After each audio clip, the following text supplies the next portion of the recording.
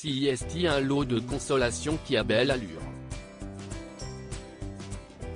Malgré leur immense déception dimanche 18 décembre après leur défaite contre l'Argentine, 3-3, 4-2 au T.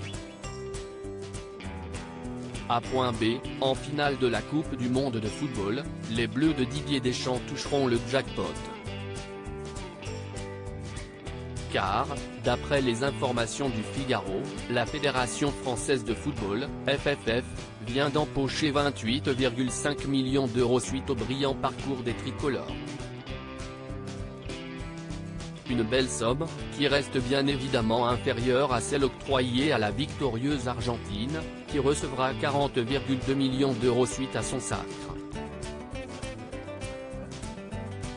Ce qui représente d'ailleurs 8 millions de plus que la prime accordée aux Bleus en 2018, lorsqu'il offrait une deuxième étoile à la nation. Car les recettes de la FIFA ont été plus fructueuses durant ce mondial. L'instance internationale distribuera notamment 411,8 millions aux 32 sélections présentes au Qatar contre 322 millions à celles présentes en Russie. A noter que la FFF avait simplement budgété une place de son équipe en quart de finale, ce qui signifie que, cet objectif étant largement dépassé, elle recevra bien plus d'argent que prévu. Une belle somme qui permettra notamment à l'instance, comme à son habitude, de ne reverser une grande partie au monde amateur. 295 000 € par personne, et en ce qui concerne la prime des joueurs de l'équipe de France, elle représentera 30% des sommes perçues par la FFF, ce qui fait 295 000 € par personne. Une récompense qui aurait pu monter jusqu'à 400 000 € si les Bleus avaient été sacrés, mais qui reste cependant très belle.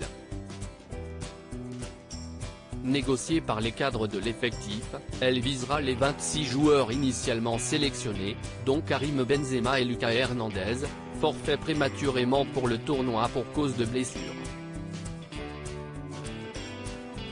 Ajoutons également à cette gratification financière les primes de compétition. Une somme souvent reversée par les joueurs à des associations caritatives. Ce fut notamment le cas de Kylian Mbappé en 2018 avec Premier de Cordée, association dont il est le parrain, qui propose régulièrement et gratuitement des animations sportives auprès des enfants hospitalisés. Reste à savoir s'il reproduira ce geste cette année, lui qui a été brillant hier malgré la défaite, ce qui n'a pas empêché les Argentins de le chambrer avec une minute de silence.